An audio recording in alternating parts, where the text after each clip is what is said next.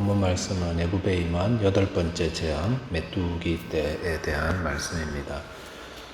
본문에서는 그 욕심이 우리를 망하게 한다는 것 다시 한번 묵상하겠습니다. 그리고 거짓 회개에 대한 말씀도 함께 묵상하겠습니다. 첫 번째로 묵상할 내용은 욕심을 버려라 라는 겁니다. 어제 본문에서는 모세와 아론이 바로에게 하나님의 명령을 보냈죠. 내 백성 보내라, 나를 섬길 거다 이렇게 하나님 말씀 전한 후에 그렇지 않으면 메뚜기 재앙이 임하게 될 거다라는 하나님 말씀 전하고 왔습니다. 그런데 바로가 다시금 모세와 아론을 불러들였습니다. 그 이유는 바로의 신하들이 바로에게 애굽 다 망하게 됐는데 이 사람들 계속 데리고 있을 거냐고 빨리 내보내라고 그렇게 막 재촉하는 바람에 바로가 자기 의지로 부른 게 아니라 어떤 신하들한테 재촉을 당해서 떠밀려서 이렇게 모세와 아론을 불러들인 겁니다. 떠밀렸으니까 이게 대화가 잘 될 리가 없습니다. 순조롭게 될 리가 없죠. 그래서 또 얼굴 보자마자 뭐라고 했냐면 너네가 누구누구 데리고 갈 거냐고 이렇게 물었습니다. 이미 다 이야기한 건데 그렇게 물었던 이유는 아무래도 그냥 안 보내려고 보내고 싶은 마음은 없는데 꼬투리 잡아서 안 보낼 심상이 아니었을까 이렇게 볼 수 있습니다. 모세와 아론이 남녀노소 양과 소를 데리고 가겠다 이렇게 하니까 어제 본문 출애굽기 10장 10절에 보면은 바로가 이렇게 대답했습니다. 공동번역 성경으로 보면 좀 더 이해가 하기 쉬운데 한번 제가 읽어보겠습니다. 내가 너희를 가족과 함께 내보내게 해달라고 야훼께 실컷 빌어보아라. 내가 너희에게 식구들을 딸려 보낼 성 싶으냐? 허튼 수작 부리지 마라. 이런 식으로 되어 있습니다. 그러면서 남자들만 보내라. 가라. 이렇게 말했죠. 무슨 말이냐면 아이들하고 남녀노소 가축들 다 데리고 가서 하나님 섬기겠습니다. 그러니까 이게 지금 나를 바보로 보느냐? 한번 그래 너희 하나님께 한번 그렇게 해달라고 구해봐라. 내가 그런다고 내가 보내줄 성 싶으냐? 어떤 수작하지 마라. 가려면 남자들만 가서 예배드리고 그래라고. 지금 가족들은 여기 볼모로 잡혀놓고 남자들만 가서 하나님 섬기고 다시 오라는 거죠. 보내기 싫은 겁니다. 왜 그럴까요? 왜 이스라엘 백성들 내보내려고 하지 않는가? 그것은 이스라엘 백성들이 제공하는 엄청난 노동력이죠. 이 노동력이 순식간에 수십만 명이 빠져나가 버리면 나라도 많이 힘드니까 그런 겁니다. 바로가 지금 7번째 재앙까지 계속 당하면서도 그러면서도 정신 못 차리고 그 많은 고난 속에서도 애굽이 다 망해가는데도 이게 지금 놓지 못하는 이유가 무엇 때문입니까? 욕심 때문이죠. 욕심에 사로잡혀 있으니까 하나님의 재앙을 맞아서 계속 멍들어가고 망해가고 나라가 망해가면서도 계속해서 하나님께 불순종하고 계속 그러면서 망하는 길로 가고 있었다는 겁니다. 본문 묵상하면서 자연스럽게 떠오르는 말씀은 그래 욕심이 잉태한 적 죄를 낳고 죄가 장성한 적 사망을 낳는구나 라는 말씀이었습니다. 정말 이 말씀대로 우리 안에 욕심이 있고 그게 포기가 되지 않으면 그게 점점 우리를 죄와 멸망으로 이끌어가게 됩니다. 그래서 살려면 욕심을 버려라. 그래서 죽기를 각오하고 욕심을 제거하도록 욕심을 없애달라고 하나님께 기도해야 합니다. 그리고 다 버리고 주님을 따르는 자 되도록 기도해야 하는데 이게 잘 안 돼요. 이게 주님 믿는다 그러면서도 다 버린 것 같으면서도 끝까지 버리지 않는 자기만의 그 욕심이 있다는 겁니다. 예수님을 판 가룟 유다가 3년 동안 주님 잘 섬겼죠. 주님 따르는 것 같고 주님 따르려면 다 버린 것 같고 그런데도 그의 마음에 버리지 못한 욕심이 있었습니다. 그 욕심이 있으니까 욕심 가지고 있으면서 주님을 따를 수는 없습니다. 그래서 예수님께서 3년간 욕심 버리지 못하고 주님 따른다고 하니까 무엇에 사로잡힌 사람? 욕심에 사로잡힌 사람이 되었습니다. 그래서 주님께서도 잘 아시죠. 12제자 가운데 한 사람, 다른 사람들은 다 주님 따른다고 뭐 부족함에도 불구하고 주님 따르고 있었는데 한 사람만은 그 욕심 버리지 못한 채로 주님 따른다 그러면서도 여전히 욕심을 따르는 자였다는 겁니다.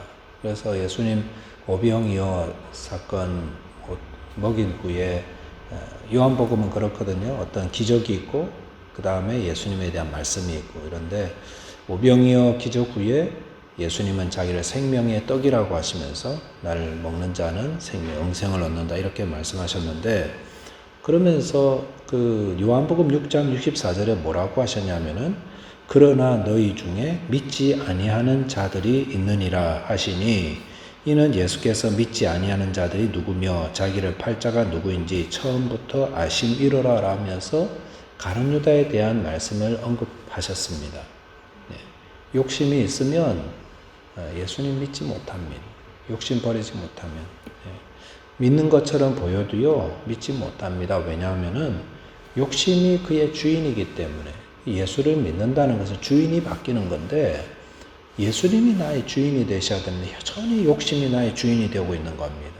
그래서 요한복음 12장 6절에서는 그는 도둑이라 가룟 유다에 대해서 그는 도둑이라 동궤를 맞고 거기 있는 것을 훔쳐 가미르라 라고까지 하였습니다. 가룟 유다의 주인은 주님 누가 주님이죠? 돈이 그의 주인이었던 거죠. 욕심. 그러니까 예수님 따르는 것처럼 보이지만 자기도 그렇게 생각하지만 사실은 자기 안에 그 욕심이 자기의 주인이 되어서 나를 늘 이끌어가는 겁니다. 예수를 믿고 중생한 성도는 갈라디아서 5장 24절에 자기의 정욕과 탐심을 십자가에 못 박아 죽인 자다 이렇게 말씀하고 있습니다. 우리의 옛 주인은 십자가에 죽였습니다. 그리고 우리는 예수님을 나의 주인으로 믿고 섬기고 있습니다. 그런데도 마귀는 우리 안에 욕심들을 자꾸 불어넣죠. 그래서 욕심 생기게 만들고 그럴 때마다 어떻게 해야 됩니까? 나의 주인은 바뀌었어. 욕심은 나의 주인이 아니야. 나는 이 욕심에 사로잡힌 자 되지 않을 거야. 그래서 나의 새 주인 되신 예수님께 나아가서 주님 내 안에 욕심이 일어나고 있는데 저를 용서해 달라고. 그다음에 저에게서 욕심을 거두어 가시고 제가 예수님을 주인으로 믿고 섬기고 따르게 해달라고 그렇게 회개하면서 도움을 구해야 하는 겁니다. 저와 여러분 안에 있는 새 주인 되신 예수 그리스도 그분 앞에 날마다 나아가서 내 옛 주인은 욕심은 십자가에 못 박았으니 주님의 도움을 입어서 하나님 말씀에 순종하고 또 구원받은 자답게 살아가는 저와 여러분 오늘 하루 되시기를 바라겠습니다. 두 번째는 거짓 회개를 조심해야 합니다. 14절에 보면은 메뚜기가 애굽 온 땅에 이르러 그 사방에 내림에 그 피해가 심하니 이런 메뚜기는 전에도 없었고 후에도 없을 것이라 라고 하였습니다. 그리고 15절 보니까 메뚜기 피해가 어떤지 상세하게 기록해 놨죠. 메뚜기가 온 땅을 덮어 땅이 어둡게 되었으며 메뚜기가 우박에 상하지 아니한 밭의 채소와 나무 열매를 다 먹었으므로 애굽 온 땅에서 나무나 밭의 채소나 푸른 것은 남지 아니하였더라 라고 했습니다. 메뚜기 피해 저희는 경험해 보지 못했지만 이 상상을 초월하는 것이었습니다. 메뚜기 피해는 보통 지역적으로 국지적으로 나타나는 건데 애굽 전역에 약 한 800km 걸쳐서 전국적으로 피해가 나타나게 되는 것은 이것은 하나님의 초자인 능력으로만이 그렇게 가능한 것이었습니다. 그래서 애굽 온 땅에 메뚜기로 인해서 땅이 어둡게 되었고 그렇게 많은 메뚜기가 한번 지나가고 나면은 푸른 빛을 띠는 것은 아무것도 없는 거예요. 상상이 되지 않죠. 저희 그 교회도 정원에 많고 푸른 나무들이 많은데 어느 날 와보니까 쫙 없어진 거. 그러니까 모세 바로도 놀랬던 것 같아요. 두려웠던 것 같아요. 그래서 16절 17절에 보니까 바로가 모세와 아론을 급히 불러 이르되 내가 너희의 하나님 여호와와 너희에게 죄를 지었으니 바라건대 이번만 나의 죄를 용서하고 너희의 하나님 여호와께 구하여 이 죽음만은 내게서 떠나게 하라라고 하였습니다. 바로가 메뚜기 떼로 인해서 죽음의 공포를 느꼈습니다. 그래서 급히 모세와 아론을 불러서 자신의 죄를 지었다고 용서해달라고, 그리고 하나님께 이 재앙을 지나게 해달라고 급히 막 요청하였습니다. 이게 회개의 모습은 이래요. 자기가 죄를 지었다고 고백하고 용서를 구하고 하나님의 자비를 구하는 모습. 이게 회개의 모습이긴 하지만은 이 바로의 고백이 거짓 회개였다는 것은 금방 나타났습니다. 메뚜기 떼가 지나간 후에 곧바로 알게 되어 드러났습니다. 20절에 보니까 모세가 그 바로의 고백을 듣고 하나님께 간구해서 메뚜기 떼가 다 지나가 버리자 바로가 또다시 예전의 모습으로 돌아가 버렸잖아요. 네, 이게 거짓 회개의 모습이죠. 거짓 회개는 겉보기에는 참 회개처럼 보여요. 오늘 본문처럼 하나님께 내가 잘못했습니다. 내가 죄를 지었습니다. 저를 용서해 달라고, 제게 긍휼을 베풀어 달라고. 이 정말 겸손해 보이는데, 그리고 더구나 이 애굽 왕은 죄교 굉장히 높은 사람이잖아요. 근데 남들이 보기에 저 아래에 있는 모세나 아론 같은 그런 사람 앞에서 내가 잘못했다고 막 이렇게 고백하는 거 얼마나 정말 새로운 모습이겠죠. 근데 뭐 바로가 왜 이렇게 했습니까? 그런데 그게 메뚜기 떼로 인한 두려움 때문에 순간의 위기를 모면하라는 간사한 마음에서 비롯된 거다라는 거 알 수가 있습니다. 순간의 그 어려움을 모면하기 위해서 자기를 낮추고 또 회개하는 것처럼 보이는 그런 것은 온전한 회개가 아니죠. 우리가 참 회개는 무엇인가? 참 회개는 마음 깊은 중심에서 비롯되는 겁니다. 겉으로 뭐 하는 게 아니라 마음 깊은 곳에서 자기가 지은 죄에 대한 깊은 탄식과 또 절망이 있어서 이 죄로 인해서 하나님 앞에서 자기의 죄를 고백하며 또 주님의 긍휼하심을 구하는 것. 그래서 이사야도 자기가 죄인됨을 알고는 화로다 나여 어찌할꼬라고 그렇게 탄식하였습니다. 그런데 바로와 같은 그 거짓 회개는 어떻게 하냐면은 겉으로는 막 두려워한 체하고 회개하는 것 같은데도 마음 한켠에는 자기 마음을 자기가 알아요.